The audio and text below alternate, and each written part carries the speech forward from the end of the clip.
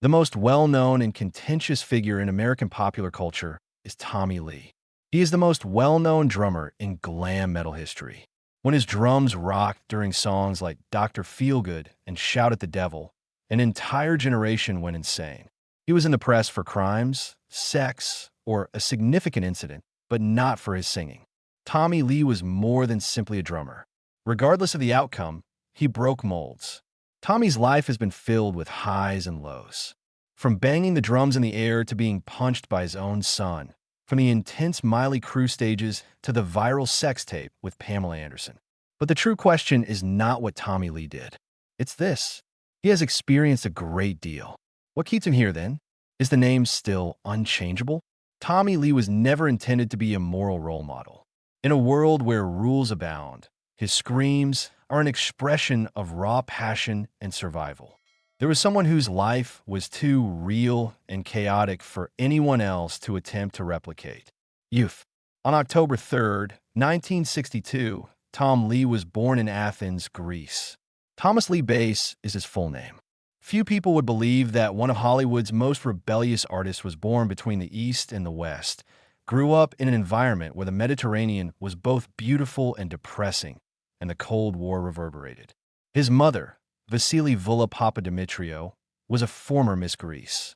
She was a stunning, powerful woman who personified the glitzy persona Tommy would later constantly battle with. His father was David Lee Thomas Bass. He was an American soldier serving in Greece with the NATO forces. Strict discipline and fiery beauty collided to create Tommy. Before long, he would learn to adapt, survive, and eventually rebel. The family swiftly relocated to the U.S. and made their home in the neighborhoods of Los Angeles. Army meals, strict rituals, and days spent watching his mother do makeup in a hair shop under the gentle yellow light were all part of Tommy's early years. Due to his father's military service, his family frequently relocated. As an only child, Tommy frequently fled into his own loud world, where guitars, drums, and invented riffs constantly pounded the walls. At the age of 4, Tommy received his first toy drum kit. The gift was intended to quiet a child who was hyperactive, but instead it opened the first door. Little Tommy did more than just play the drums, like other children. He was a part of them. Even though his early songs were strange and unconventional, they came easily to him. He was not instructed. He picked up knowledge through seeing, hearing, and feeling his hands pound on the table. His family eventually relocated to Koina, California, by the time he was a teenager. In school, toys never performed well. He didn't join any sports teams, didn't say much, and took poor notes. However, he had his own universe in the shed, complete with some cheap amplifiers and his old drum kit. He developed an obsession with well-known drummers. Alex Van Halen's lightning-fast skills, Peter, Chris, Kiss's powerful stage persona, John Bonham, and Led Zeppelin's stormy beats. When Tommy Lee was a teenager, he had no desire to become famous. He aspired to be the only drummer capable of playing that instrument. Unlike his pals, he had little interest in sports teams or colleges. He went to school with bloodshot eyes from sleep deprivation and practiced drums till his hands hurt every night for local bar bands. Most people believed Tommy had no chance at the time, but he believed he was measuring time for something greater. In reality, the final piece needed to complete the puzzle that would become Mötley Crüe came together when he met Nikki Sixx a few years later. Preliminary work. Tommy Lee's career started in smoke-filled garages with unpaid gigs and goals too high for a tiny town, rather than on large stages. Punk and metal began to proliferate across the United States in the 1970s. Tommy leapt into the center of it all with his long hair, slender frame, and courageous eyes. He played in a Los Angeles glam rock group, Sweet 19. They performed in venues where alcohol and drugs were frequently more prevalent than the music. Tommy Lee, a flamboyant bassist who was looking for a drummer for the new band he had been considering, was spotted by Nikki Sixx at one of these wild performances. Tommy's harsh, aggressive style of play and simply being near him touched Nikki. He didn't just play in time with the beat. He tore it apart as if he were at war with it. They immediately clicked, both crazily and musically.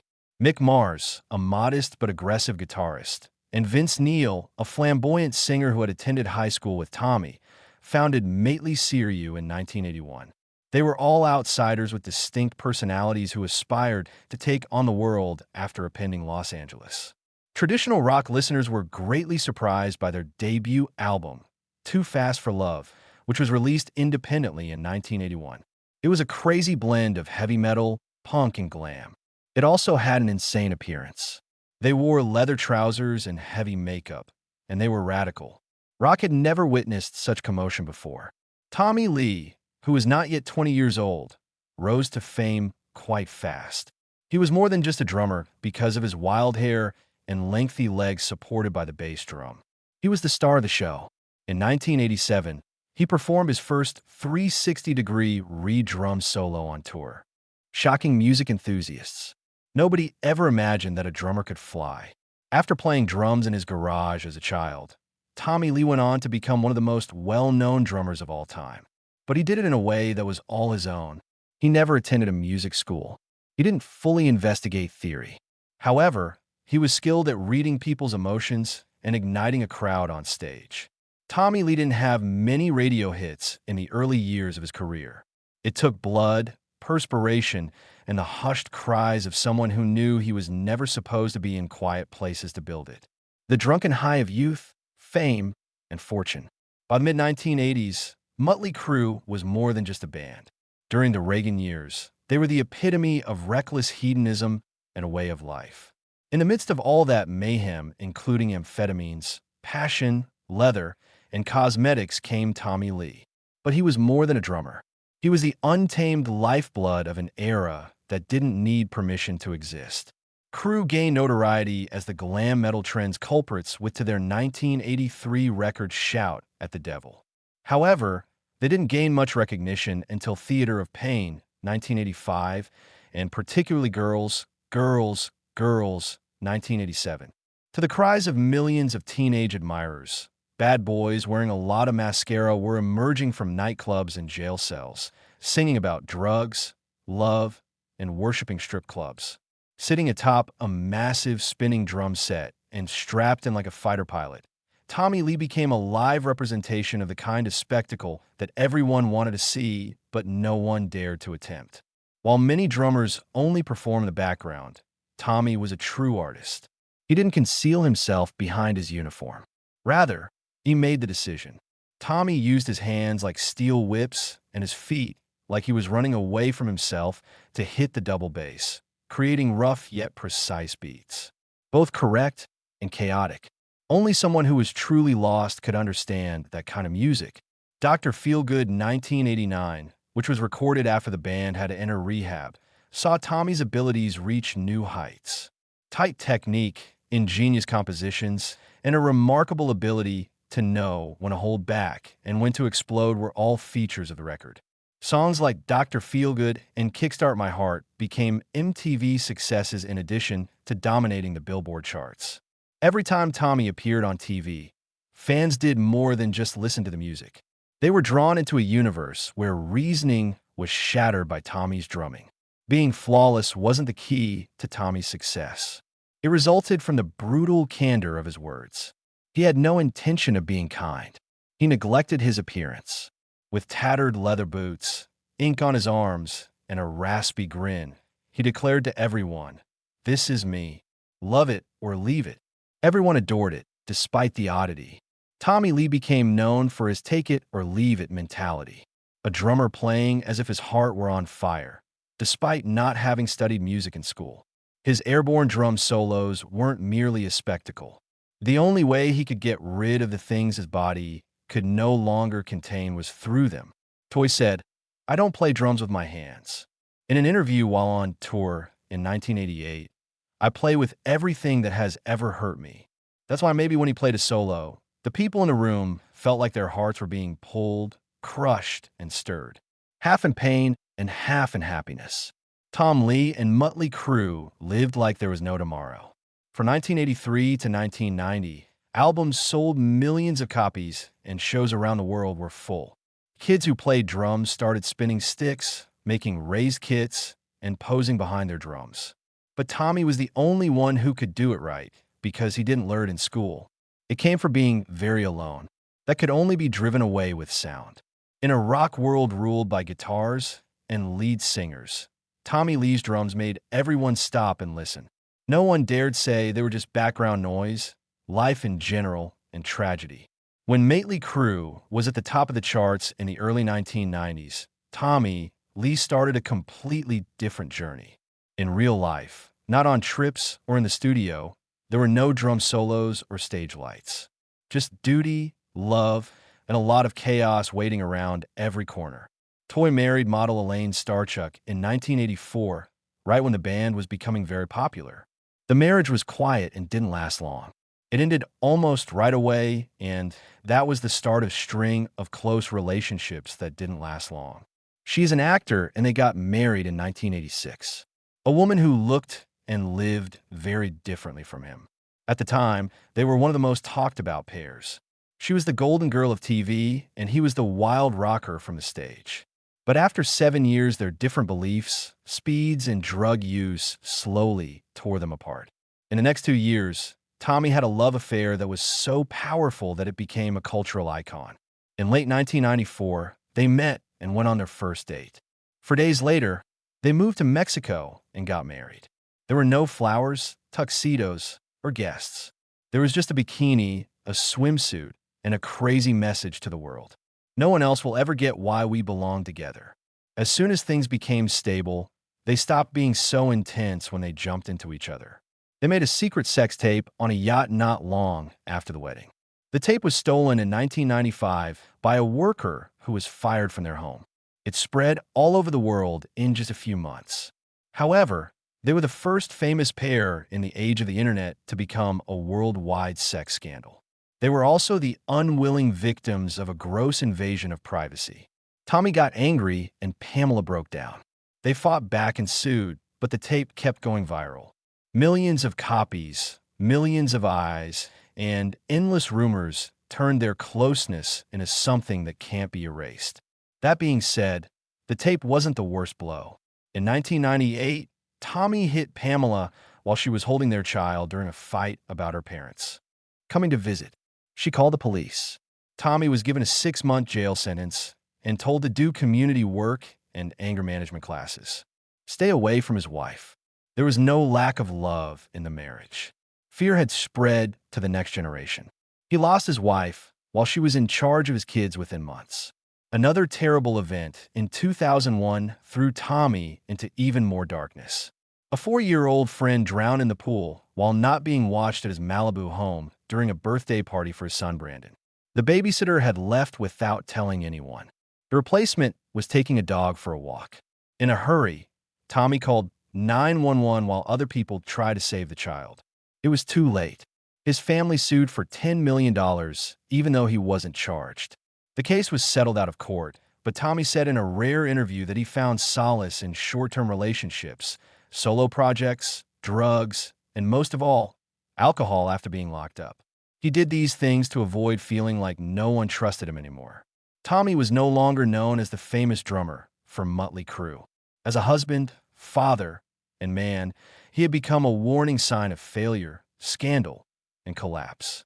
But in 2018, things fell apart again, this time in his own family. Tommy said mean things about Pamela online on Father's Day. His son Brandon slammed into the room and punched him in the face. The boy Tommy passed out. Brandon said it was self-defense because he had been living with his drunk father to help him get healthy after 10 years of drinking. Tommy is a sick snob, Pamela said. Another family breakup, but this time it wasn't quiet, but in front of a lot of people on Instagram. The years that followed saw Tommy start to look for a different version of himself. He met Brittany Ferlin, a social media star who is 24 years younger than him. They went on dates, got engaged, and got married in 2019. There won't be any chaos or drinking at this wedding. Brittany helped him stay clean and kept track of every vodka bottle, hour of sleep, and sober breakfast. Tommy once said, "Today is all he promises." Not a lot of promises. Not being drunk at all. It's enough to not lose anything else. Once, Tommy Lee could shake stadiums with just one drum hit. These days, he just wants to keep his own beats steady. There are no screams, aerial drum solos, or acts of rebellion. Just a guy who has lost too much and is learning how to love, be a father, and not run away from himself again. Life. Now, Tommy Lee is 62 years old, and many of his fellow drummers have faded into the background, but he still stands on stage like a torch that hasn't gone out. After years of scandals and getting better, he has nothing left to show, but he still goes, and that choice alone shows that he's still living and keeping the beat at this point in his life. Tommy had surgery on his hands in early 2024 to fix two long-term conditions: carpal tunnel syndrome and Dupuytren's contracture that were making it hard for him to play the drums. It wasn't the first time his body had fought back against the years of stage abuse, but this time he chose to get better. He put up a picture of himself training with drumsticks again on social media and wrote, "I've got my hands back, my life back, and my tool to make a living back." He went on tour with Mötley Crüe again just a few months after surgery. The tour began in Atlantic City, New Jersey, with a 14-song set list. It has a cover of the Beastie Boys' Fight for Your Right and a brand new song called Dogs of War. Critics said Tommy's performance wasn't as cocky as it used to be when he was younger. Instead, they said it was more steady and intentional, like each hit wasn't just a reflex but a choice. The band is set to continue with a special engagement in Las Vegas at the end of 2025. This shows how popular this glam metal icon still is.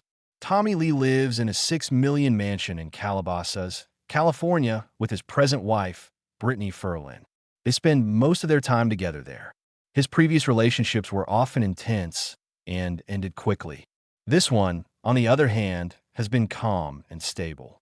Brittany got Tommy into treatment and kept an eye on everything from how much he drank to how much he slept and what he did every day. She gave a man who had been lost for too long a structure. They don't make their lives look good. Brittany was honest on a podcast in late 2024 when she said, "Tommy only showers about once a week, but I don't care. He's neat and clean, and I love him just the way he is." The quote got a lot of attention from reporters, but it also told a rare truth. Strange things about Tommy hide a calm happiness he had never felt before. Early in 2025, terrible wildfires were destroying Los Angeles. Tommy took to Instagram to call out other celebs for promoting music instead of recognizing the disaster. "It's disgusting that you still post about your new music videos while other people are losing their houses." He wrote, "Your remix doesn't matter right now." Tommy's voice was still very real, even though he was famous. This was true whether people agreed with his tone or not. Every beat he plays now sounds like it came from a man who knows exactly what he's hanging on to. He's not the drunk, upside-down drummer from the Dr. Feelgood era or the drunk man from the 2000s. Legacy and impact. Tommy Lee isn't the best at playing the drums when it comes to technique. He isn't as fast as Dave Lombardo, as complicated as Neil Peart, or as styled as Mike Portnoy when it comes to jazz. The name Tommy Lee, on the other hand, is without a doubt the most famous drummer from the metal wave of the 1980s. In Mötley Crüe, no one looked like a visual figure quite like him. He was tall and skinny, had long hair, and was covered in tattoos. He drummed with his whole body, as if he were trying to break through the stage itself. He was the first person to make the drummer the star of the show from a background part. With crazy shows like the famous drum roller coaster that sent him flying over the crowd, or a hanging drum kit that could turn 360 degrees. It wasn't just for show. It was a statement. "I'm the drummer, and you're going to look at me." Tommy's impact wasn't just in the heavy beats that hit you in the chest. It was also in the way he embodied the rocker spirit. Defiant, unrestrained, rebellious, and profoundly hurt. He influenced a whole generation of drummers like Joey Jordison, Brooks Wackerman, and many others. These drummers later said that along with Mötley Crüe, he helped shape a whole part of American culture called glam metal, where rock wasn't just music, but also theater, fashion, and scandal. They sold more than just music. They sold a way of life. In that world, Tommy Lee was the perfect bad boy. He was liked and criticized, and no one could really copy him. He also left behind a spirit that won't give up. After all the scandals, jail time, deaths, anger, and ridicule, Tommy Lee is still standing, still playing, and still laughing at what society thinks is normal. He still makes people say that guy. He's still as crazy as ever. From Las Vegas stages to YouTube screens, Tom Lee isn't liked by all. Some people don't like how he loves, or hurts himself. But no one can deny that he will always be a part of rock history.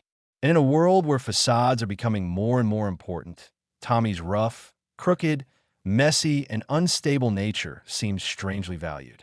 His faults are there. He's done a lot of bad things that have hurt both his business and his personal life. His fame doesn't come from how many times he's fallen, though.